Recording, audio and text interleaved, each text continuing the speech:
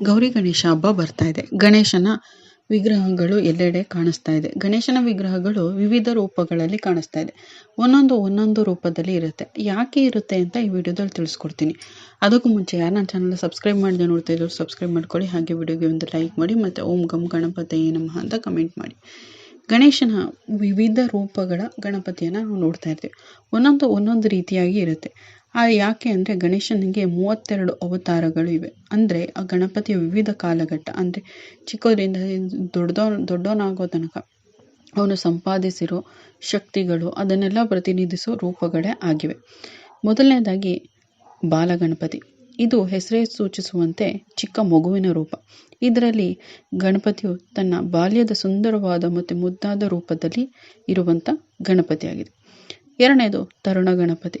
ಈ ತರುಣ ಗಣಪತಿ ಅಂದರೆ ಇದು ತಾರುಣ್ಯವನ್ನು ಅಂದರೆ ಯೌವನಾವಸ್ಥೆಯನ್ನು ಪ್ರತಿನಿಧಿಸುವ ಗಣಪತಿಯಾಗಿದೆ.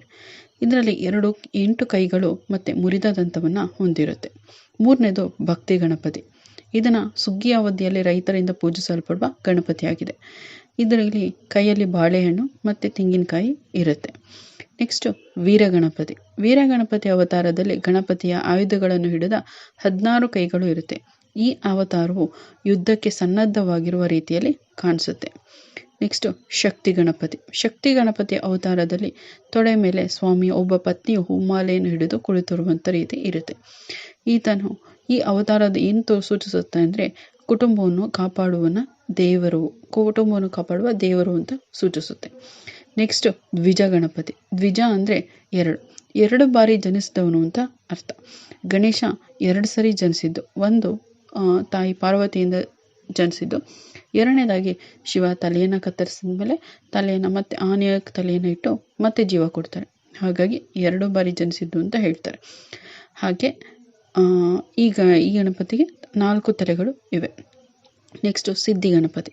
ಸಿದ್ಧಿ ಅಂತ ಅಂದ ತಕ್ಷಣವೇ ಗೊತ್ತಾಗುತ್ತೆ ಯಶಸ್ಸು ಸಿಗುವಂಥದ್ದು. ಯಶಸ್ಸು ಮತ್ತು ಸಂಪತ್ತಿನ ಸಲುವಾಗಿ ಈ ಗಣಪತಿಯನ್ನು ಪೂಜಿಸಲಾಗುತ್ತೆ. ಈ ಮೂರ್ತಿ ಹಳದಿ ಬಣ್ಣದಲ್ಲಿರುತ್ತೆ. ನೆಕ್ಸ್ಟು ಉಚ್ಚಿಷ್ಟ ಗಣಪತಿ. ಈ ಗಣಪತಿ ಕೂಡ ಹಲವು ಕೈಗಳಿಂದ ಸುಂದರವಾಗಿ ಕಾಣೋ ರೀತಿ ನೀಲಿ ಬಣ್ಣದಲ್ಲಿ ಇರುತ್ತೆ. ಈ ಗಣಪತಿ 6 ಕೈಗಳಿದ್ದು ಕೈಯಲ್ಲಿ ವೀಣೆ ಅಂತ ಸಂಗೀತ ವಾದ್ಯಗಳನ್ನ ಹಿಡಿದಿರುವಂಥ ಗಣಪತಿ. ನೆಕ್ಸ್ಟು ವಿಘ್ನ ಗಣಪತಿ. ಗಣಪತಿಯನ್ನು ವಿಘ್ನೇಶ್ವರ, ವಿಘ್ನನಾಶಕ, ವಿಘ್ನ ವಿನಾಶಕ ಅಂತ ಕರಿತೀವಿ. ಇದು ಚಿನ್ನದ ಬಣ್ಣದ ಗಣಪತಿಯ ಆಗಿದ್ದು ಈ ದೇವರನ್ನು ಪೂಜಿಸೋದ್ರಿಂದ ಎಲ್ಲ ಕಂಟಕಗಳನ್ನ ನಿವಾರಿಸ್ತಾನೆ ಅಂತ ಹೇಳ್ತಾರೆ. ನೆಕ್ಸ್ಟು ಕ್ಷಿಪ್ರ ಗಣಪತಿ. ಈ ಕ್ಷಿಪ್ರ ಗಣಪತಿ ಅಂದರೆ ಕ್ಷಿಪ್ರ ಅಂದರೆ ತುಂಬ ಬೇಗ. ಈ ಕೆಂಪು ಬಣ್ಣದಲ್ಲಿರೋ ಈ ಗಣಪತಿ ಎಲ್ಲ ಕೆಲಸಗಳನ್ನ ಬೇಗ ನೆರವೇರುವಂತೆ ಮಾಡುವಂಥ ಗಣಪತಿಯಾಗಿರುತ್ತೆ. ನೆಕ್ಸ್ಟು ಹೇರಂಬ ಗಣಪತಿ. ಹೇರಂಬ ಅಂದರೆ ಗಣಪತಿಯನ್ನು ದೀನರನ್ನು ಅಂದರೆ ಬಡವರನ್ನು ಅಂದರೆ ಏನೋ ಆಗದೇ ಇರೋರನ್ನ ಉದ್ಧಾರ ಮಾಡೋದಕ್ಕೋಸ್ಕರ ಅವತರಿಸುವ ಗಣಪತಿಯಾಗಿದೆ. ಇದರಲ್ಲಿ 5 ತಲೆಗಳಿದ್ದು ನೆಗೆಯಲು ಸಿದ್ಧವಾಗಿರೋ ಸಿಂಹದ ವಾಹನವನ್ನು ಏರಿರುವ ಅವತಾರ ಇದಾಗಿದೆ. ನೆಕ್ಸ್ಟು ಲಕ್ಷ್ಮೀ ಗಣಪತಿ. ಲಕ್ಷ್ಮೀ ಮತ್ತು ಗಣಪತಿಯನ್ನು ಸಹೋದರ ಸಹೋದರಿ ಅಂತ ಕಾಣಿಸಲಾಗುತ್ತೆ. ಇದರಲ್ಲಿ ಚಿನ್ನದ ಬಣ್ಣದಲ್ಲಿ ಗಣಪತಿ ಇರುತ್ತೆ. ಈ ಗಣಪತಿಯನ್ನು ಪೂಜಿಸೋದ್ರಿಂದ ಹಣ ಐಶ್ವರ್ಯ ಎಲ್ಲ ಸಿಗತ್ತೆ ಅಂತ ಹೇಳ್ತಾರೆ. ನೆಕ್ಸ್ಟು ಮಹಾಗಣಪತಿ. ಮಹಾ ಅಂದ್ರೇ ಶ್ರೇಷ್ಠ ಅಂತ. ಕೆಂಪು ಬಣ್ಣದಲ್ಲಿರೋ ಈ ಗಣಪತಿಯು ತನ್ನ ಶಕ್ತಿಯ ಜೊತೆ ಕುಳಿತಿರೋದು ಸೂಚಿಸುತ್ತೆ. ಇನ್ನು ನೆಕ್ಸ್ಟು ವಿಜಯ ಗಣಪತಿ. ವಿಜಯ ಅಂದ್ರೇ ನಾವು ಗೆಲುವನ್ನು ಸಂಪಾದಿಸಿರೋದು ಅಂತ. ಈ ಗಣಪತಿಯನ್ನು ಪೂಜಿಸೋದ್ರಿಂದ ಗೆಲುವು ಸಿಗುತ್ತೆ ಅಂತ ಹೇಳ್ತಾರೆ. ಈ ಗಣಪತಿಗೆ 4 ಕೈಗಳಿದ್ದು ಮೂಷಕ ವಾಹನಂತೆ ಅಂದರೆ ತನ್ನ ವಾಹನವಾದ ಮೂಷಿಕ ವಾಹನನಂತೆ ಕಾಣಿಸುವಂಥ ಗಣಪತಿಯಾಗಿದೆ.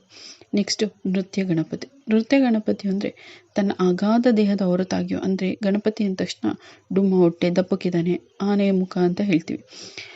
ಅದಲ್ಲದೆ ಕೂಡ ಈ ಎಲ್ಲ ಅವತಾರಗಳಲ್ಲಿ ಇದ್ರೂ ಕೂಡ ಗಣಪತಿಯೂ ಕೂಡ ನೃತ್ಯವನ್ನು ಅಂದರೆ ಡ್ಯಾನ್ಸನ್ನು ಮಾಡ್ತಾನೆ ಅನ್ನೋದನ್ನು ತೋರಿಸುವಂಥ ಅವತಾರ ಇದಾಗಿದೆ. ನೆಕ್ಸ್ಟ್ ಊರ್ಧ್ವ ಗಣಪತಿ. ಊರ್ಧ್ವ ಅಂದರೆ ಉದ್ದವಾಗಿರೋ ಗಣಪತಿ ಅಂತ ಅರ್ಥ. ಈ ಗಣಪತಿಯು ಹಿಡುವಳಿಯನ್ನು ಹರಸುವ ಗಣಪತಿಯಂತೆ ಕಾಣುತ್ತೆ. ಈತನ ಕೈಯಲ್ಲಿ ಭತ್ತ, ನೈದಿಲೆ, ಕಬ್ಬಿನ ಜಲ್ಲೆಗಳನ್ನ ಹಿಡಿದಿರೋದನ್ನ ಕಾಣ್ಬೋದು. ನೆಕ್ಸ್ಟ್ ಏಕಾಕ್ಷರ ಗಣಪತಿ. ಹೆಸರೇ ಸೂಚಿಸುವಂತೆ ಏಕಾಕ್ಷರ ಅಂದರೆ ಒಂದು ಅಕ್ಷರದ ಗಣಪತಿಯಾಗಿರುತ್ತಾನೆ. ಈ ಗಣಪತಿ ಕೆಂಪು ಬಣ್ಣದಲ್ಲಿದ್ದು ಇದು ಕೂಡ ಮೂಷಿಕ ವಾಹನನಂತೆ ಕಾಣಿಸುತ್ತಾನೆ. ನೆಕ್ಸ್ಟು ವರದ ಗಣಪತಿ. ವರ ಅಂದರೆ ನಾವೇನು ಕೇಳ್ತೀವಿ ಅವರನ್ನು ಸೂಚಿಸೋದು.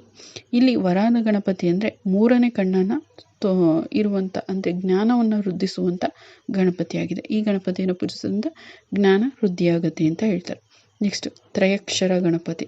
ತ್ರಯಕ್ಷರ ಅಂದರೆ ಅಕ್ಷರ ಅಂದರೆ ಅಕ್ಷರಗಳು, ತ್ರ ಅಂದರೆ ಮೂರು ಅಕ್ಷರದ ಗಣಪತಿಯಾಗಿರೋದ್ರಿಂದ ಇದನ್ನು ತ್ರಯಕ್ಷರ ಗಣಪತಿ ಅಂತ ಹೇಳ್ತೀವಿ. ಈ ಗಣಪತಿ ತನ್ನ ಪ್ರಿಯ ತಿನಿಸು ಅಂದರೆ ಅವನಿಗೆ ಇಷ್ಟವಾದ ಮೋದಕವನ್ನು ತಿನ್ನುವಂಥ ಗಣಪತಿಯಾಗಿದೆ. ನೆಕ್ಸ್ಟು ಕ್ಷಿಪ್ರ ಪ್ರಸಾದ ಗಣಪತಿ. ಕ್ಷಿಪ್ರ ಅಂದರೆ ಬೇಗ ನಮ್ಮ ಕೋರಿಕೆಯನ್ನು ಪೂರೈಸುವಂಥ ಗಣಪತಿ. ಈ ಗಣಪತಿಯನ್ನು ಪೂಜಿಸೋದ್ರಿಂದ ನಮ್ಮ ಎಲ್ಲ ಆಸೆ ಆಕಾಂಕ್ಷೆಗಳು ನಾವೇನು ಕೇಳ್ತೀವೋ ಏನು ಬಯಸ್ತೀವೋ ಅದು ಬೇಗ ಈಡೇರಿಸುವಂತೆ ಮಾಡುವಂಥ ಗಣಪತಿಯಾಗಿದೆ. ನೆಕ್ಸ್ಟು ಹರಿದ್ರ ಗಣಪತಿ. ಹರಿದ್ರ ಅಂದರೆ ಹಳದಿ, ಅರಿಶಿನ ಅಂತ. ಈ ಗಣಪತಿಯು ಅರಿಶಿನದಿಂದ ಮಾಡಿರ್ಬೋದು ಅಥವಾ ಚಿನ್ನದ ಬಣ್ಣವನ್ನು ಹೊಂದಿರುವಂಥ ಗಣಪತಿಯಾಗಿರ್ಬೋದು. ಇದು ಹಳದಿ ಬಣ್ಣದ ರಾಜ್ಯ ಟಿವಿಯಿಂದ ಕೂಡಿರುವಂಥ ವಸ್ತ್ರವನ್ನು ಕೂಡ ಧರಿಸಿರುವಂಥ ಗಣಪತಿ ಕೂಡ ಆಗಿರುತ್ತೆ. ನೆಕ್ಸ್ಟು ಏಕದಂತ ಗಣಪತಿ. ಏಕದಂತ ಗಣಪತಿ ಅಂದರೆ ಒಂದು ದಂತವಿರುವ ಗಣಪತಿ. ಇದು ನೀಲಿ ಬಣ್ಣದಿಂದ ಕೂಡಿರುತ್ತೆ. ನೆಕ್ಸ್ಟು ಸೃಷ್ಟಿ ಗಣಪತಿ. ಗಣಪತಿ ಈ ಸಣ್ಣ ರೂಪು ಮೂಷಿಕ ವಾಹನನಾಗಿದ್ದು ಒಳ್ಳೆಯ ಮೂಡ್ನಲ್ಲಿರುವಂಥ ಗಣಪತಿಯಾಗಿರುತ್ತೆ. ನೆಕ್ಸ್ಟು ಉದ್ದಂಡ ಗಣಪತಿ. ಉದ್ದಂಡ ಗಣಪತಿಯು ವಿಶ್ವದಲ್ಲೇ ಧರ್ಮವನ್ನು ಪರಿಪಾಲಿಸುವ ಗಣಪತಿಯಾಗಿರುತ್ತೆ. ಈ ಗಣಪತಿಯ 10 ಕೈಗಳನ್ನು ಹೊಂದಿದ್ದು ವಿಶ್ವದಲ್ಲಿರುವ ಎಲ್ಲ 10 ಅಂಶಗಳನ್ನು ಪ್ರತಿನಿಧಿಸುವ ಗಣಪತಿಯಾಗಿರುತ್ತೆ. ಋಣಮೋಚನ ಗಣಪತಿ ಅಂದರೆ ಋಣ ಅಂದರೆ ಸಾಲ, ಮೋಚನ ಅಂದರೆ ತೀರಿಸೋದು, ಅಂದರೆ ಅದರಿಂದ ಹೊರಗಡೆ ಬರೋದು. ಸಾಲದಿಂದ ಹೊರಗಡೆ ಬರೋದು ಅಥವಾ ಯಾವುದೇ ನಮಗೆ ದೋಷಗಳು ಏನಾದರೂ ಕಂಟಗಳಿದೆ ಅದರಿಂದ ಹೊರಗಡೆ ಬರುವಂಥ ಹೊರಗಡೆ ಬರೋದಕ್ಕೋಸ್ಕರ ಈ ಗಣಪತಿಯನ್ನು ಪೂಜಿಸಲಾಗುತ್ತೆ. ಈ ಅವತಾರ ಬೂದು ಬಣ್ಣದಿಂದ ಕೂಡಿರುತ್ತೆ. ನೆಕ್ಸ್ಟು ದುಂದಿ ಗಣಪತಿ. ದುಂದಿ ಗಣಪತಿ ಕೆಂಪು ವರ್ಣದಲ್ಲಿ ಅಂದರೆ ಕೆಂಪು ಬಣ್ಣದಲ್ಲಿದ್ದು ಕೈಗಳಲ್ಲಿ ರುದ್ರಾಕ್ಷಿ ಮಾಲೆಯನ್ನು ಹಿಡಿದಿರುವಂಥ ಗಣಪತಿಯಾಗಿದೆ.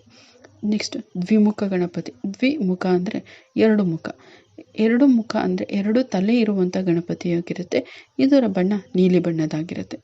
ನೆಕ್ಸ್ಟು ತ್ರಿಮುಖ ಗಣಪತಿ. ತ್ರಿಮುಖ ಗಣಪತಿ ಅಂದರೆ ಅಂದರೆ 3 ಮುಖ ಇರುವಂಥ ಗಣಪತಿಯನ್ನು ತ್ರಿಮುಖ ಗಣಪತಿ ಅಂತ ಕರಿತೀವಿ. ಚಿನ್ನದ ಕಮಲದ ಹೂವಿನ ಮೇಲೆ ಆಸೀನವಾಗಿರುವಂಥ ಗಣಪತಿ ಈ ಮೂರ್ತಿ ಆಗಿರುತ್ತೆ. ನೆಕ್ಸ್ಟು ಸಿಂಹ ಗಣಪತಿ. ಸಿಂಹ ಗಣಪತಿ ಅಂದರೆ ತಾನು ಕುಳಿತ ಸಿಂಹದಿಂದಾಗಿ ಹೆಸರನ್ನು ಪಡೆದಿರುತ್ತಾನೆ.